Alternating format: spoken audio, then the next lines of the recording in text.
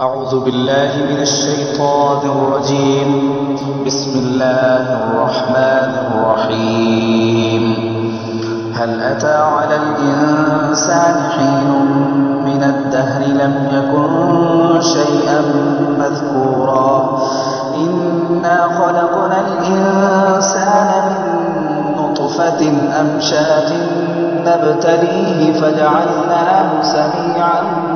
بصيرا إنا هديناه السبيل إما شاكرا وإما كفورا إنا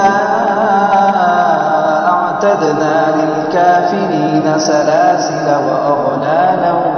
وسعيرا إن الأبرار يشربون من كأس كان مزاجها كافورا عينا يشرب بها عباد الله يفجرونها تفجيرا يوفون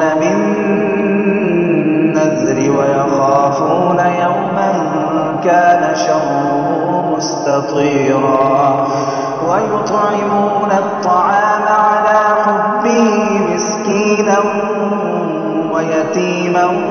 وأسيرا إنما نطعمكم لوجه الله لا نريد منكم جزاء